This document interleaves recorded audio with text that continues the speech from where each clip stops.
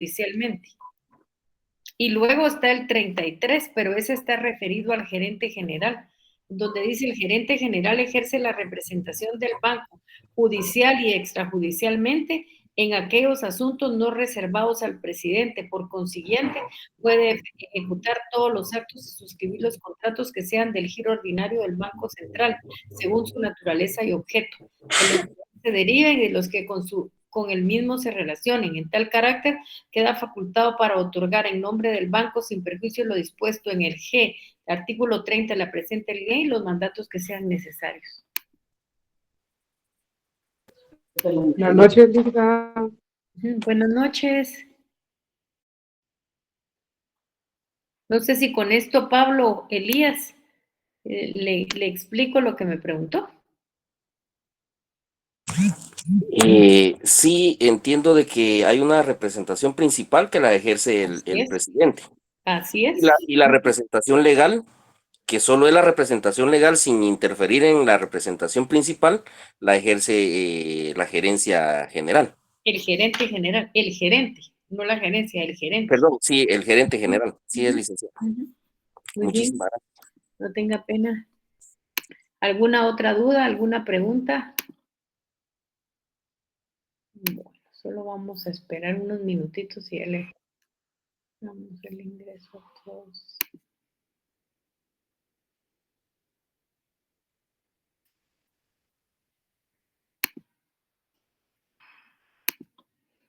Bueno, hoy vamos a continuar el tema de los recursos públicos. Solo voy a darles ingreso a las últimas dos personas.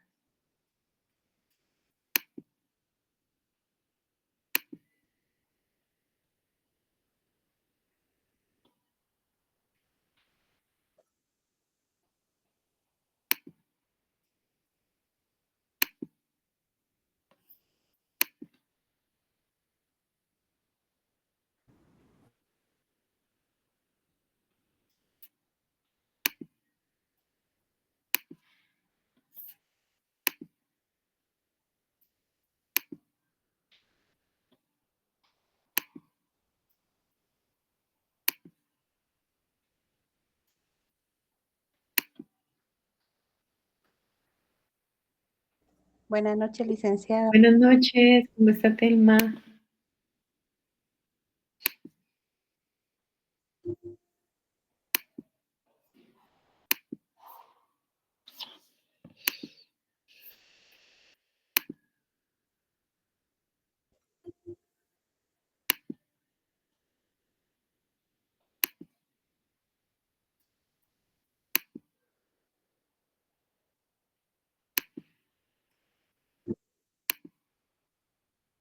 Buenas noches, Glenda.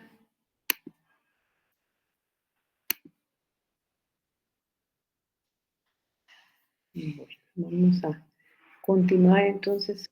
Déjenme que estoy todavía ingresando. Buenas noches, licenciada. Hola, Sandra. No, Gloria, ¿qué tal? Gusto saludarla.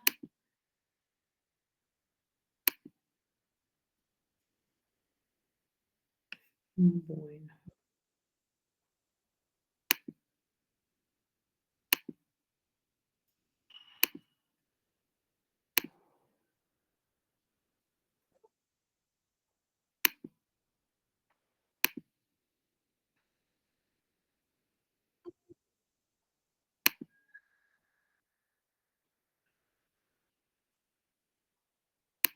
Bueno, vamos a ver entonces. Solo permítanme que...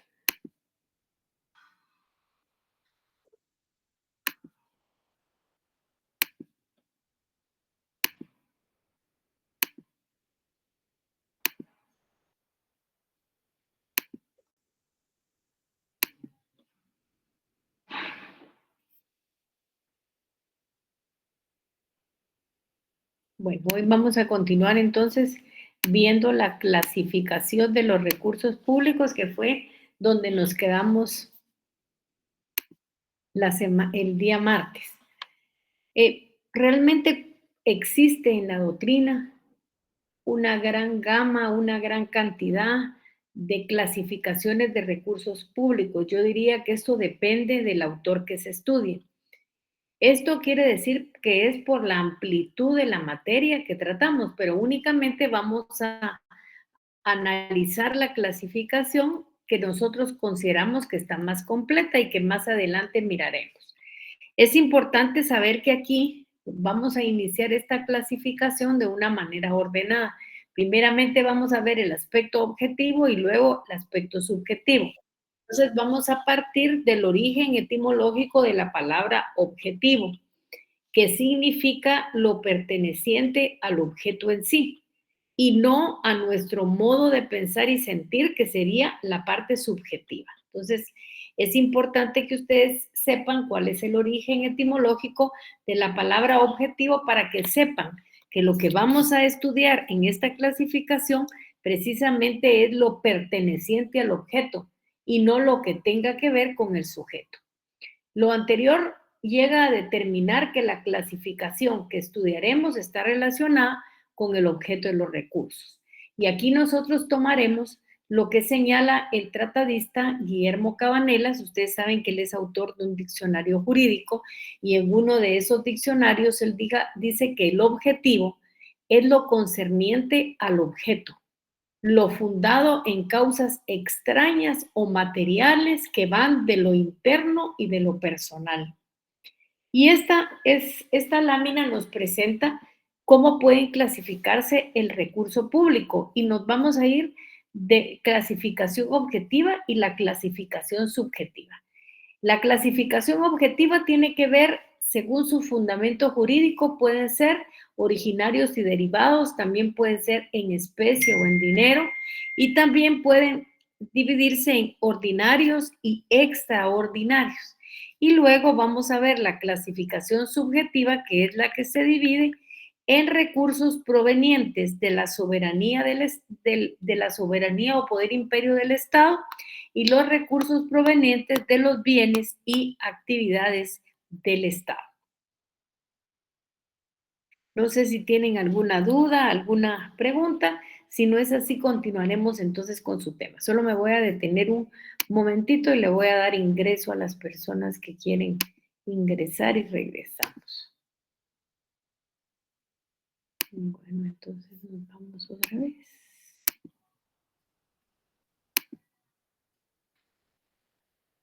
Bueno, entonces vamos a ver la clasificación objetiva. Lo primero que vamos a ver es la que atiende al fundamento jurídico. Esta que atiende al fundamento jurídico se puede dividir en la clasificación de originarios y derivados. ¿Qué son originarios? Los ingresos que tienen su origen en la actividad que realiza el Estado, que la realiza con su propio patrimonio, como consecuencia de la explotación directa o indirecta. ¿Y qué quiere decir esto? Esto quiere decir que es el Estado el que trabaja y obtiene esos recursos a través de su propia actividad. La actividad que desarrolla el Estado puede ser económica, puede ser industrial, puede ser turística, puede ser agrícola. Normalmente esta actividad está regulada por normas de derecho privado. Y aquí tenemos un ejemplo. Por ejemplo, tenemos fincas nacionales cuando teníamos la empresa eléctrica y en la actualidad, lógicamente, lo que tenemos es la portuaria Santo Tomás de Castilla. Ustedes saben que estas pueden ser empresas que prestan servicios a la comunidad, pueden ser empresas que pueden ser estatales o mixtas y a la vez generan ganancias que constituyen recursos para el Estado. Y el Estado necesita de esos recursos para satisfacer las necesidades de la población. Denme un momentito, solo voy a conectar la computadora.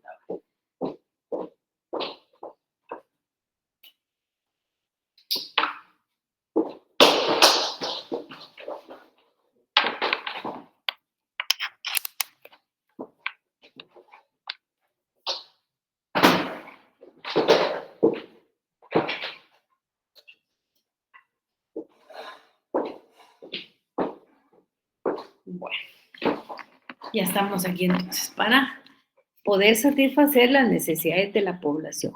Y luego tenemos los recursos derivados.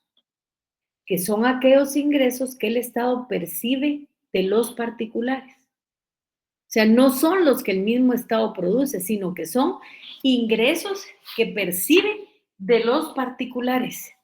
Son producto de la existencia de leyes tributarias que el Estado ha impuesto a los particulares para gravar su economía, actuando el Estado en ejercicio de su jus imperium, o sea, el poder imperio de que está dotado el Estado y que le permite apoderarse de una parte de la economía de los particulares. No le obliga a dar una contraprestación a cambio y es una forma de obtener ingresos que está regulada por normas legales de hecho. Y si ustedes se recuerdan, nosotros hemos estado leyendo el artículo 239 de la Constitución, donde se encuentra el principio de legalidad. Y precisamente ahí es donde dice que todas las leyes deben de estar autorizadas por el Congreso de la República y que deben de constituir una ley. Y esto lógicamente tiene su asidero en estos recursos derivados. Es importante recordarles que el jus imperium no es un capricho de ningún doctrinario, sino tiene su origen en preceptos constitucionales. Eso quiere decir que están recogidos en nuestra Constitución Política de la República de Guatemala y que ya hemos leído nosotros y que particularmente está en el artículo 135 de la Constitución Política de la República de Guatemala. ¿Qué señala? Señala como un deber cívico de los guatemaltecos el contribuir a los gastos públicos en la forma prescrita en la ley. Estos recursos constituyen los más importantes ingresos para el fisco. ¿Por qué constituyen los más importantes ingresos para el fisco? Porque se regulan por normas de derecho público y se conocen con el nombre de impuestos. ¿Por qué? Además de eso, son importantes para el fisco. Bueno, pues son importantes para el fisco porque le proporcionan al fisco todos los recursos necesarios para poder, lógicamente, satisfacer las necesidades de la población. Atendiendo la naturaleza del recurso, los recursos pueden ser en especie, por servicios o dinerarios. En especie. Los recursos públicos en especie existieron en la primera época de la economía natural y que están constituidos por las regalías, los diezmos, o sea, por aquellas cosas que tienen un valor representativo de dinero, pero no son dinero. Generalmente se daba a mediados del siglo XVIII, cuando el campesino y el siervo de la gleba trabajaba la tierra y como parte de su cosecha pagaba los tributos al señor feudal. En servicio. Los recursos en servicio, ¿cuáles son? ¿En qué consisten? Son aquellos que el Estado recibe a través de la prestación de trabajo o servicio, de parte de una persona individual o jurídica, al igual que el anterior se daba a mediados del siglo XVIII, cuando el siervo de la gleba pagaba sus tributos trabajando en las tierras del señor feudal o del rey. Son aquellos ingresos que obtiene el Estado a través de la prestación de trabajo o servicios personales por parte de una persona obligada a pagar tributos. Es un tributo no muy usado en Guatemala, sin embargo, la historia nos relata que en Guatemala existió durante el gobierno del general Jorge Ubico el decreto gubernativo 1474 de fecha 31 de octubre de 1933, mediante el cual se instituyó que si el tributo no era pagado en dinero, el obligado estaba, valga la redundancia, obligado a prestar servicios personales durante determinado tiempo. Y de una vez decían que era en la construcción o mantenimiento de caminos vecinales o carreteras públicas. Este servicio se conoció en ese momento con el nombre de servicio o trabajo de vialidad y significaba que la persona obligada a pagar el tributo lo podía hacer pagando en efectivo. según sus posibilidades o bien con trabajo personal durante determinados días de la semana. La situación anterior causó serios problemas en el sentido que para cumplir con la obligación tributaria debía desempeñar un trabajo, pues colocó esto entonces en contradicción al derecho de trabajo con el derecho tributario y con los derechos individuales del hombre porque se denigraba a la persona. Ustedes saben que nuestras normas jurídicas dicen que todo trabajo debe de ser remunerado. Realmente esta situación quedó superada con la promulgación de la Constitución Política de la República de Guatemala en 1945, cuando se abolió este sistema. Y hasta la fecha no es permitida en nuestro medio por las razones que yo les estoy indicando. Las normas laborales dicen que todo trabajo debe de ser remunerado. Y aquí se estaba pagando un impuesto. Entonces, por eso fue que se hizo necesario abolir este sistema y no permitirlo más en el país. Ahora, en dinero. Conocida también con el nombre de recursos dinerarios, son aquellos ingresos que el Estado recibe en moneda nacional y que es conocido en la doctrina con los nombres también de recursos pecuniarios o monetarios. Y es el recurso más importante que posee el Estado. ¿Por qué? Porque tiene un contenido eminentemente económico. Porque para la realización de la actividad financiera del Estado se requiere de dinero en efectivo para cumplir con los fines propuestos y de ahí que los recursos que debe obtener deben de ser monetarios. En Guatemala todos los tributos existentes los pagamos en dinero y no existe el recurso en especie o en servicio. Ahora, si nosotros nos vamos al carácter eventual o permanente, lo primero que nos vamos a encontrar son los recursos ordinarios. ¿Y cuáles son los recursos ordinarios? Estos recursos son aquellos ingresos que se perciben regularmente, que se recaudan en forma normal y permanente en cada ejercicio fiscal. El Estado cada año debe, de conformidad con la ley, aprobar su presupuesto, debiendo en un presupuesto bien establecido cubrir enteramente los gastos ordinarios que el Estado tiene y que generalmente están referidos a los servicios públicos. Estos pues son los ingresos con los que el Estado cuenta que va a recaudar en el ejercicio fiscal siguiente por su misma permanencia. Y, por ejemplo, tenemos el impuesto sobre la renta, el impuesto único sobre inmuebles y el impuesto único del timbre. Ahora, extraordinarios. ¿Cuáles son los recursos extraordinarios? Son todos aquellos ingresos que el Estado percibe solo por circunstancias anormales que lo colocan frente a necesidades imprevistas y que regularmente son de emergencia.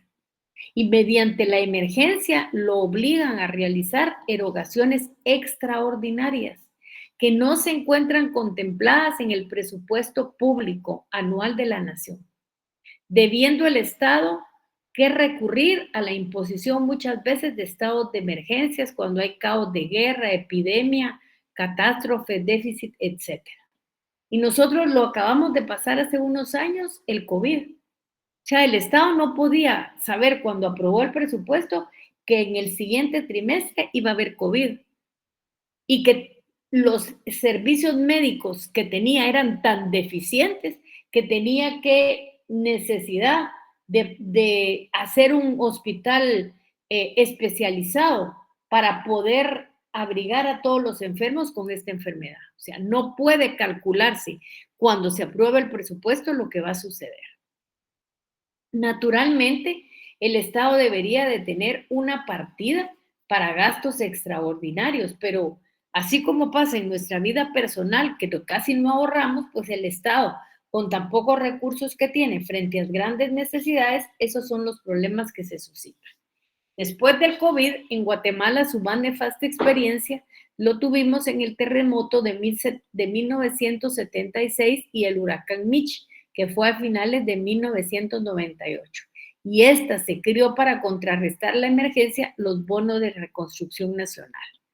Lo anterior significa que estos recursos no son recaudados en todos los ejercicios fiscales, es decir, son eventuales, no son permanentes.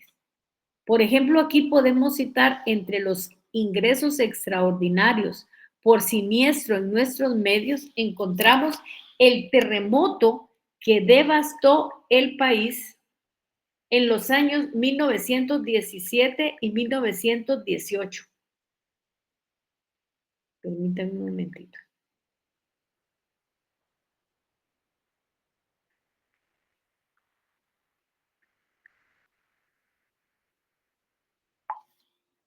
Entonces, lo anterior significa que estos recursos no son recaudados en todos los ejercicios fiscales, es decir, son eventuales, no son permanentes. Por ejemplo, podemos citar entre los ingresos extraordinarios por siniestro en nuestros medios, encontramos el terremoto que devastó el país en los años 1917 y 1918, por cuyo motivo la Asamblea Nacional Legislativa emitió el decreto 982 de fecha 28 de abril de 1918. Por medio de la cual se estableció un impuesto adicional de 3 pesos por cada botella de aguardiente consumido en la República, por un término de 5 años, destinando dicho ingreso a la reconstrucción de los edificios nacionales destruidos o dañados por el terremoto. La misma situación se manifestó como consecuencia del terremoto del 4 de febrero de 1976, cuando a través del decreto 876 del Congreso de la República se autorizó al gobierno la emisión de bonos del Tesoro hasta por 122,000 millones de adquisición obligatoria para enfrentar las necesidades emergentes del terremoto. Ahora nos vamos a ir, salimos del objetivo y nos vamos a la subjetiva. Aquí van a encontrar ustedes que también no solo están incluidas en el aspecto objetivo, sino subjetivo. Y la primera clasificación subjetiva es la que los divide en recursos provenientes de bienes y actividades del Estado. ¿Alguien activó su micrófono ahí? Disculpe. ¿Alguien activó su micrófono? No, continuamos entonces. El Estado. Ustedes saben que el Estado, primeramente, es el sujeto activo de la relación jurídica tributaria. Y el Estado es una persona jurídica. Y cuando es una persona jurídica, es titular de derechos sobre bienes, ya sean estos bienes muebles o inmuebles. Y por su misma capacidad ejerce funciones o actividades que le producen recursos. El Estado, al obtener esta clase de ingresos, los canaliza al fondo común como resultado de relaciones jurídicas que necesariamente acompañan a una actividad productiva y que no puede ser apropiado por ninguna persona, con la sola excepción de los fondos privativos que la misma ley determina. Por ejemplo, entre los fondos privativos, las multas que se pagan en los tribunales de justicia, que quedan formando parte de los fondos de este organismo. Esta clasificación comprende los ingresos obtenidos por el Estado, por ejemplo, en arrendamiento de tierras, explotación de las fincas nacionales, servicios de empresas comerciales, industriales, etc. Su actividad está basada en normas jurídicas de derecho privado, coincidiendo esta clasificación con la de los recursos originarios descritos en la clasificación objetiva. Esta diapositiva es muy importante porque está diciendo que esta clasificación está coincidiendo con la de los recursos originarios descritos en la clasificación objetiva. ¿Cuáles son esas? Son las que vienen del patrimonio del Estado, cuando el Estado explota su propio patrimonio y obtiene los recursos. Claro, allá son recursos originarios y aquí son recursos, si se recuerdan ustedes, aquí son recursos provenientes de bienes y actividades del Estado. Entonces es bien importante. La otra cantidad de recursos desde el punto de vista subjetivo. Punto de vista subjetivo. Esta clase de recursos es la principal fuente de ingresos, lógicamente del Estado, y es cuando éste actúa en su calidad de jus imperium, gravando la economía de los particulares, calidad que es única y exclusiva del Estado. Poder imponer los tributos a través de la diversidad de leyes tributarias existentes, considerando que están incluidas en esta forma de obtener ingresos por parte del Estado, además de los tributos, todas aquellas formas en las cuales el Estado actúa imponiendo su voluntad sobre la economía de los particulares. Según Amoros, que es una definición que nos da Giuliani von Rusch, dentro del libro está lo que dice Amoros, dice, el poder tributario aparece como la exteriorización de la soberanía. El poder impositivo constituye una atribución a una calidad inherente al Estado, que le permite obtener los recursos necesarios para la satisfacción de las necesidades colectivas. Naturalmente, no solo los tributos pueden situarse dentro de la potestad, sino en general toda forma de obtener fondos, principalmente dinerarios de las economías particulares o extraterritoriales. Pues sabemos que en ejercicio de la soberanía del Estado puede contratar préstamos en el exterior. Su soberanía, y en este caso se traduce en el uso que le da su crédito público, o sea, en esa capacidad que tiene de endeudarse frente a otras soberanías. Por otra parte, el poder imperio ejercitado a través de la tributación también lo utiliza el Estado en otras relaciones frente a los particulares, con un objetivo fundamental de agenciarse los medios o recursos que estime necesarios.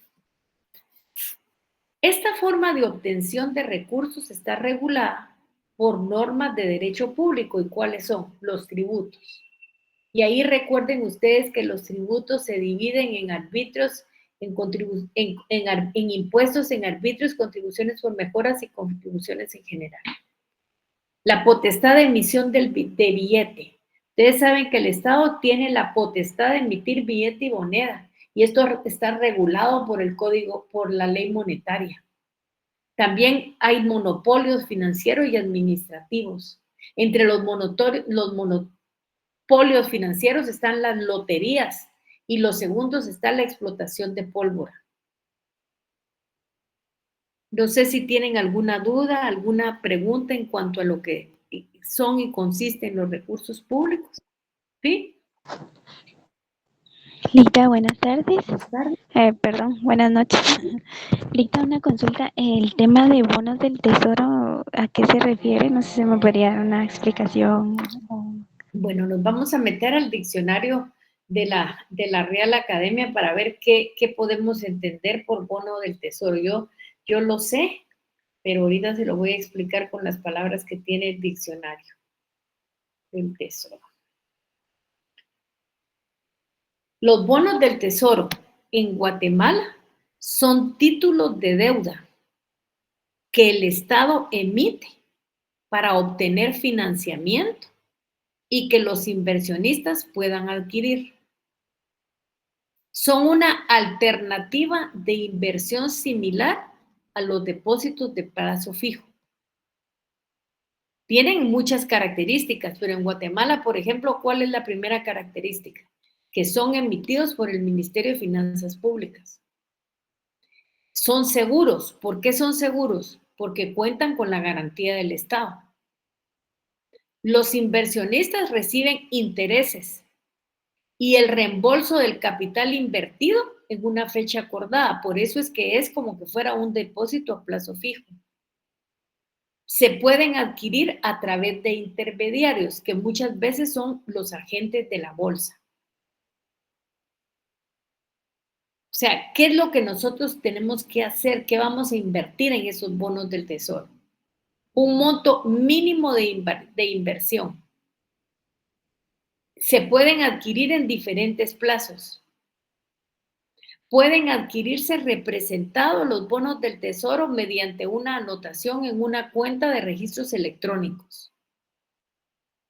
¿Tienen ventajas? Sí, claro, tienen ventajas. ¿Cuáles son?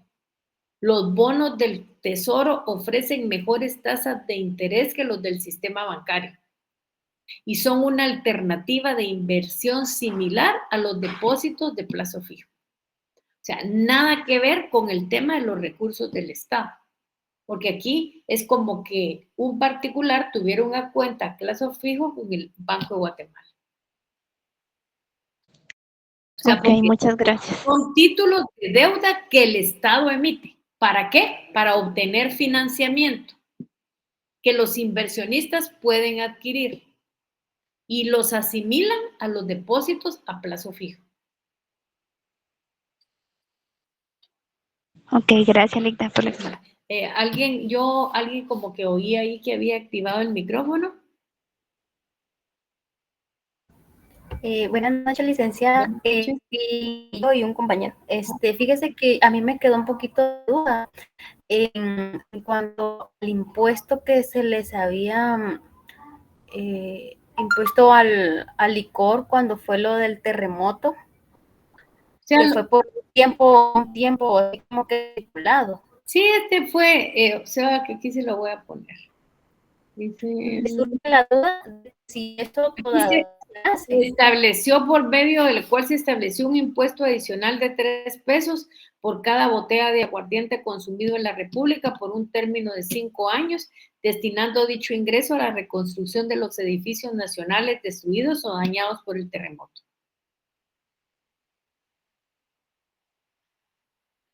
No sé si con eso logro que usted poder...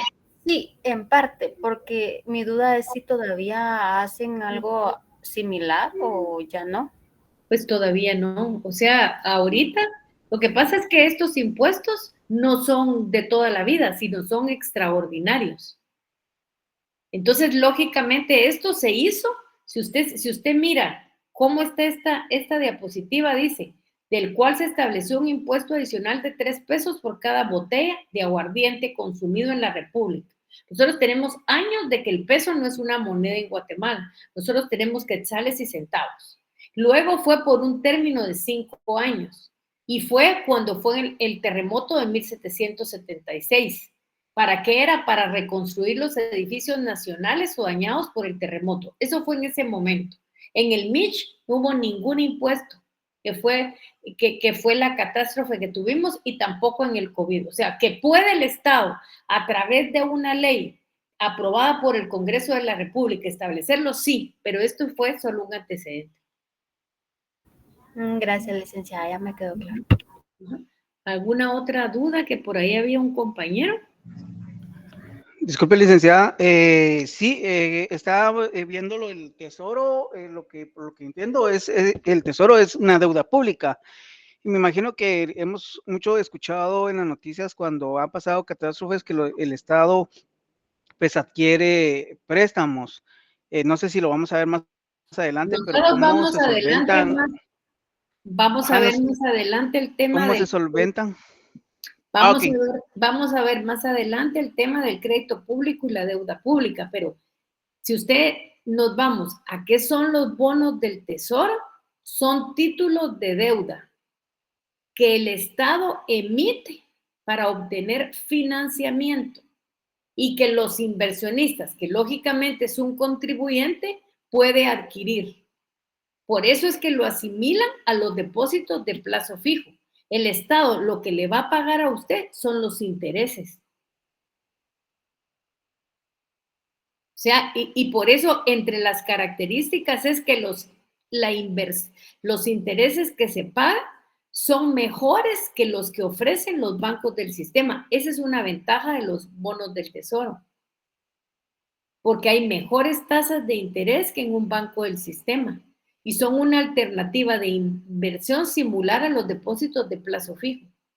O sea, ¿qué es lo que va a ganar la persona? Lo que va a ganar la persona son los intereses que le van a pagar por tener el tiempo, el dinero ahí.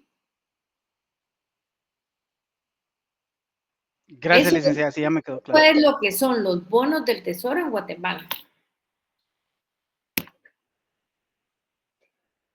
No sé si con eso logramos. Sí, licenciada, gracias. Vaya, ¿alguna otra duda, alguna otra pregunta? Bueno. Licenciada, buenas noches. Con una consultita.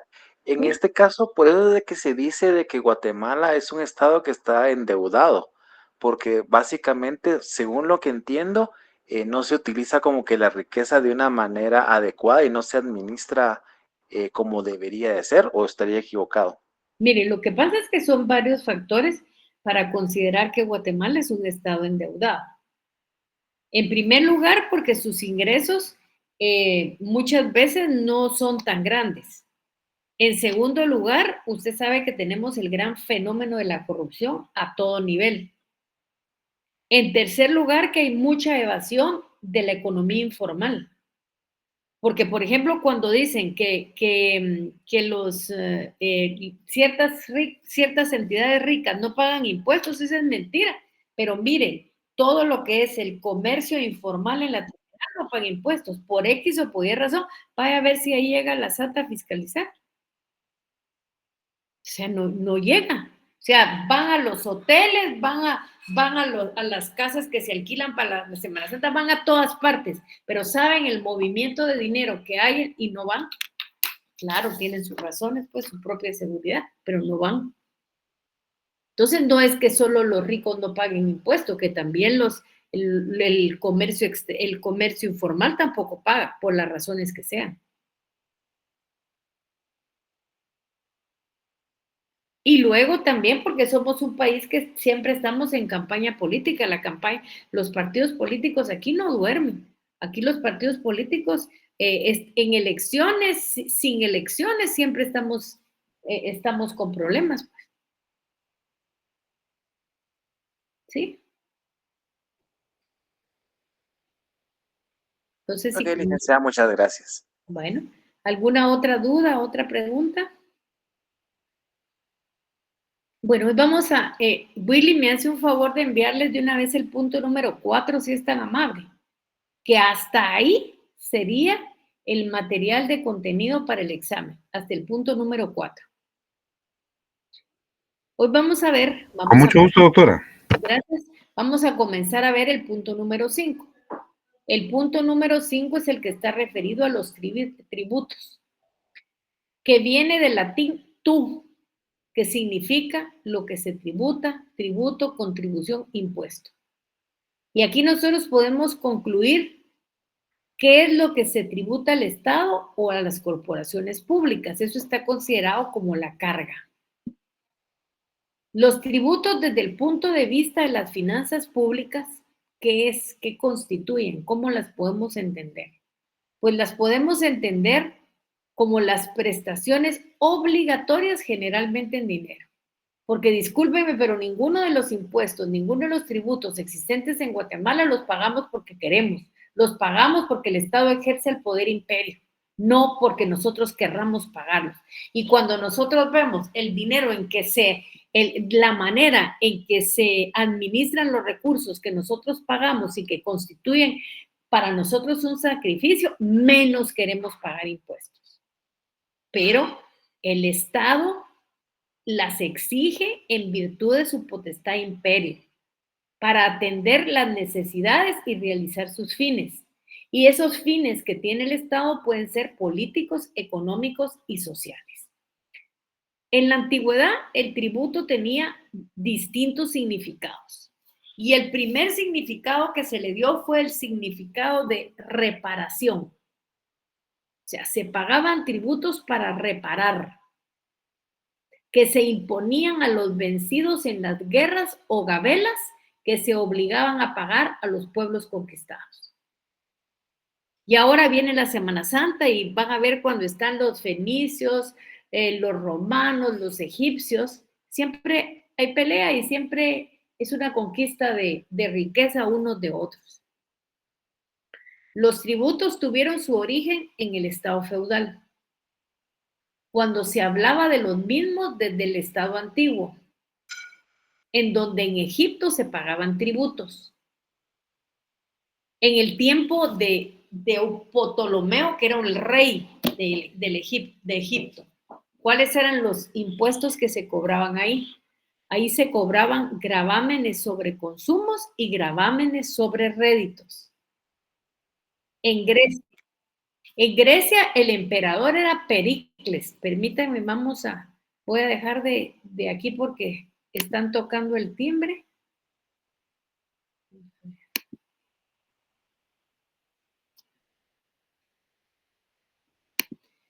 Hágame favor, el que acaba de entrar, Gadiel y Lu. La clase comienza a las 7 de la noche. Ahorita ya son casi las 8.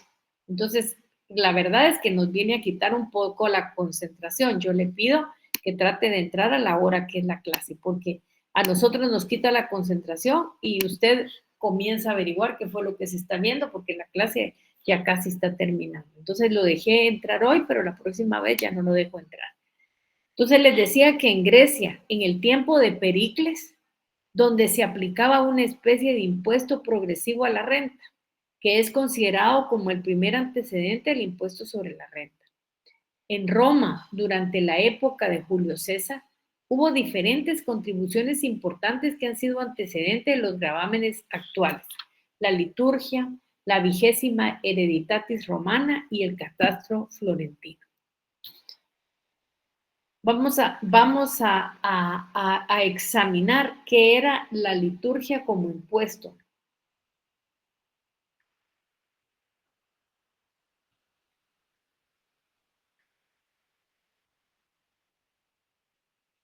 Vamos a ver qué. Vamos a ver. Permítanme aquí. Liturgia, impuesto.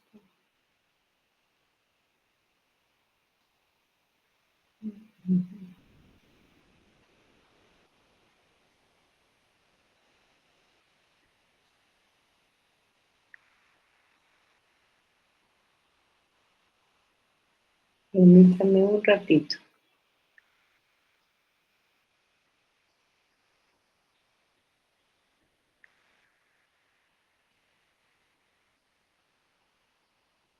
La liturgia romana se caracterizó porque lógicamente había una plegaria eucarística por el cual se podía influir en otra etapa.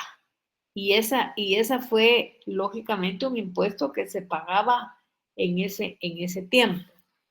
En el transcurso de la evolución política jurídica occidental, los tributos del Estado contemporáneo acentuaron sus caracteres propios y se diferenciaron cada vez más de los otros ingresos públicos. Vamos a ver ahora cuáles son los antecedentes de los impuestos en nuestros medios.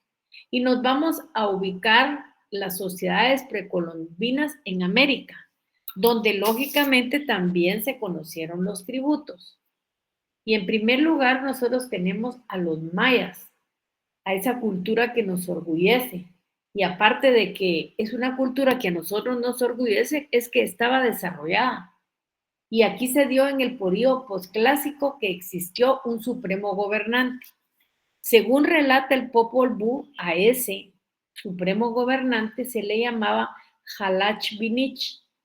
Habían también jefes locales y había el clero.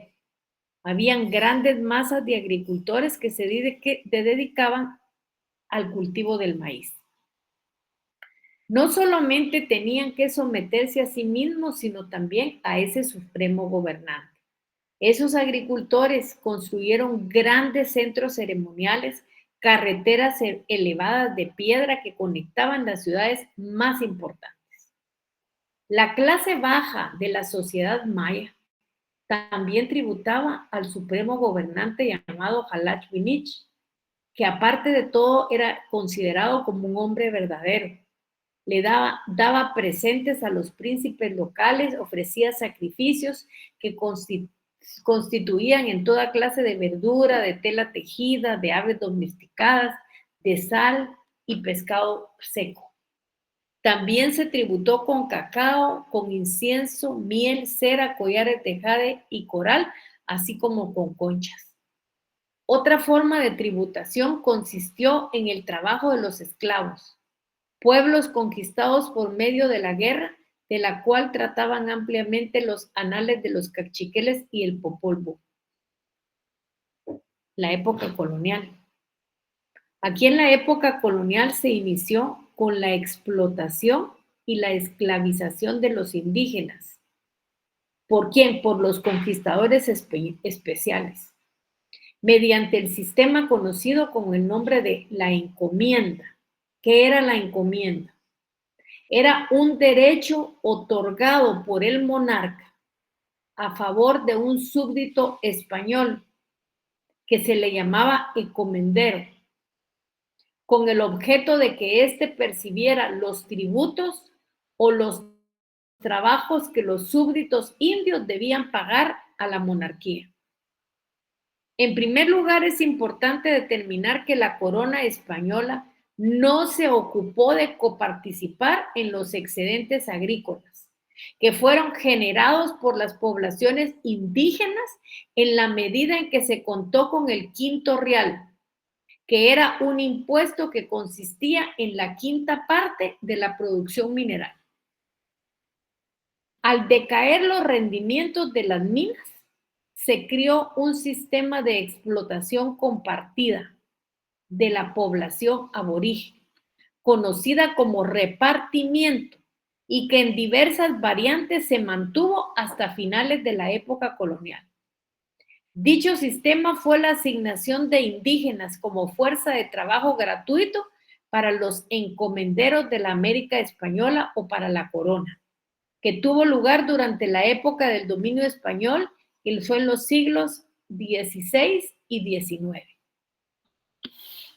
En segundo lugar, consistió en la cuarta parte de la fuerza laboral indígena. De cada comunidad tenía que laborar por una semana al mes en las tierras de la corona y de los españoles, así como en las obras públicas. Aquí es muy importante el hecho de que no debemos de confundir el repartimiento con la encomienda, porque la encomienda estaba dirigida propiamente al reparto de la tierra que se efectuó entre los conquistadores y los colonos españoles, mientras que el repartimiento ya era la asignación de los indígenas como una fuerza de trabajo. Lo que sí debemos aquí de meditar, lo que sí debemos de tomar en cuenta es que ambas instituciones, la encomienda y el repartimiento, están estrechamente ligadas y tenían su origen en el sistema utilizado para redoblar o repoblar el valle de Guadalquivir, que así le decían en ese momento a la península ibérica. A principios del siglo XVII fue cuando se comenzó a cobrar impuestos a la población no indígena. El primer impuesto que se cobró fue el impuesto de ventas, que fue conocido también con el nombre de alcabala. Aquí se le fijó en el 2% y se cobraba cada vez que se vendía un artículo. Si ustedes se dan cuenta, realmente hoy pagamos el 12% cada vez que se vende un artículo y es el IVA. Pero también se aplicó a las ventas un impuesto que se llamaba barmolento y era del 1% y era con el propósito de mantener la flota costera del Caribe en buenas condiciones. Claro, ¿por qué se quería mantener en buenas condiciones? Bueno, porque los barcos venían de Guatemala a España y de España a Guatemala. Entonces, lógicamente, tenían que estar en buena calidad porque lo que traían muchas veces era mercadería. Asimismo, existió un impuesto directo a los funcionarios reales y a los clérigos denominados media data. y que consistió en que estos tenían que pagar una sola vez un impuesto equivalente a la mitad de su sueldo anual. Si ustedes se dan cuenta, los que tienen un salario mensual de 20,000 quetzales tienen que pagar un salario del impuesto sobre la renta.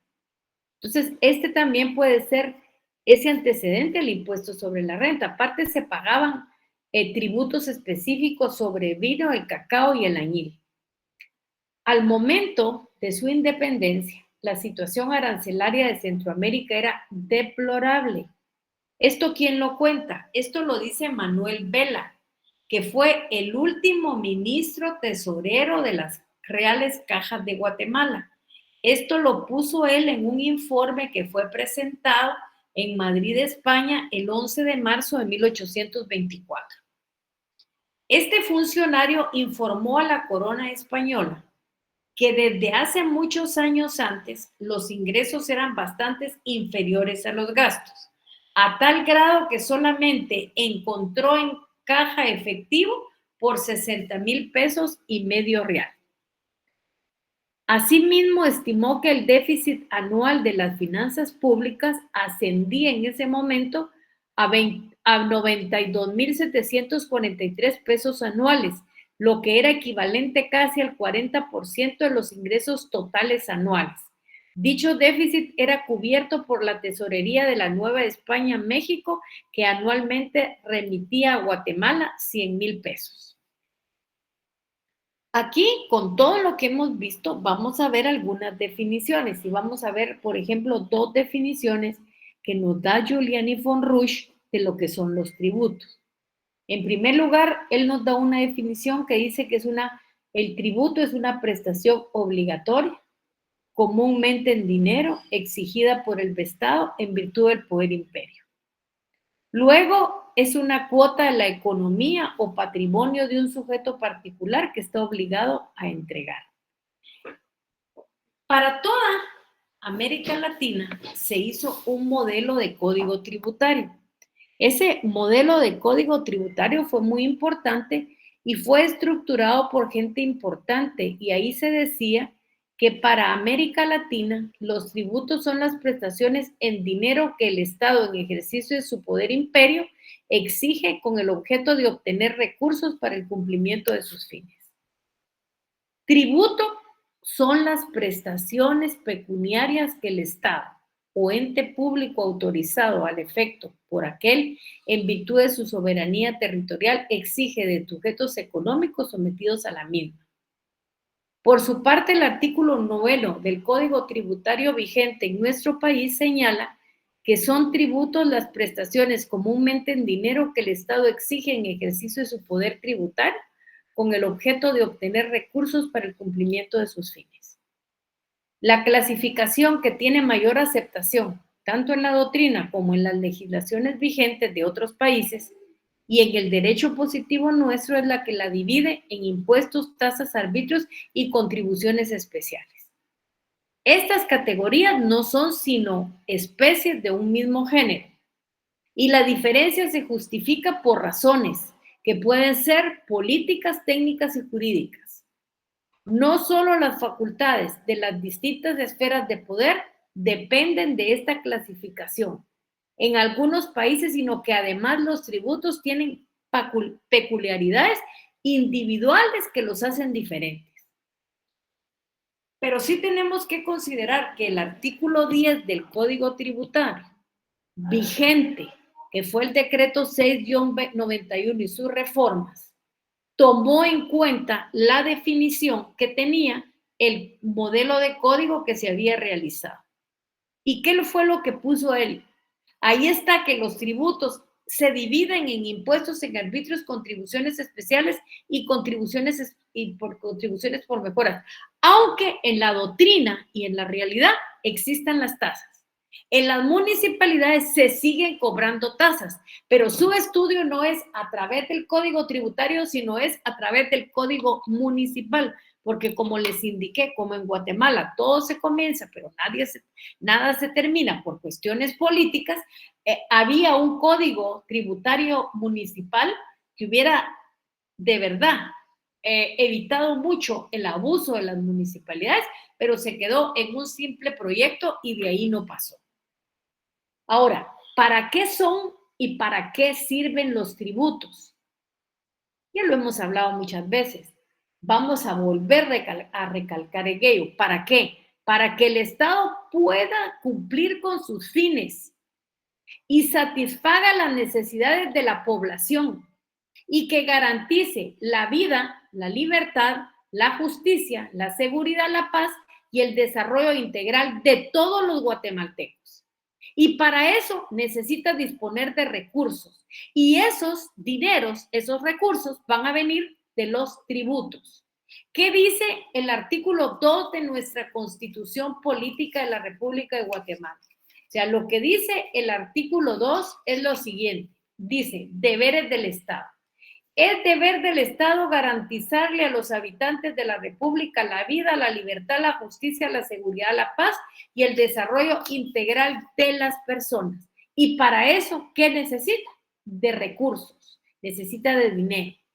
Tenemos que tener bien claro que solo el Estado puede decretar tributos y que el sistema tributario de conformidad con la ley debe de ser justo y equitativo. Y aquí nosotros le sumamos lo que dice el artículo 239 en el principio de legalidad, que es importante que todos lo tengamos bien claro. ¿Dudas, preguntas, comentarios? ¿Dudas, preguntas, comentarios? Bueno, si no es así, saben que la semana entrante tenemos examen. Ustedes tienen el día martes su primer examen, eso quiere decir que nosotros no vamos a tener clase. Nosotros nos vamos a ver hasta la siguiente semana en clase, que ojalá me den las dos secciones grandes y podamos estar todos en las dos secciones del examen, si no ya miraremos qué hacer porque aquí hay más de los inscritos. Sí, Telma Corina Velázquez, ¿qué manda? Licenciada, perdone, ¿alguna orientación de en qué forma evalúa usted? No, fíjese, lean, puede ser falso verdadero, puede ser de subrayar, la verdad que todavía me tengo que sentar este fin de semana a hacer el examen. Ok, los 4 puntos que nos enviaron.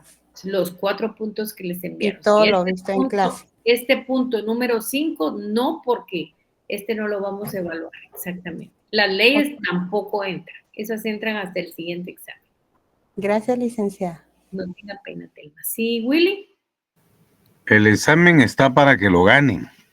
Para eso está, si lo estudian, lo ganan. Claro, lo tienen que ganar, si ahora es más fácil, ahora tienen Un que... examen Feliz noche. de falso y verdadero y no lo pueden perder. Son exámenes de primaria. Feliz noche, doctora. Ahí nos vemos, pasen feliz noche, gusto en saludarlos. Muchas gracias, licenciada. Feliz noche. Disculpe, buenas noches.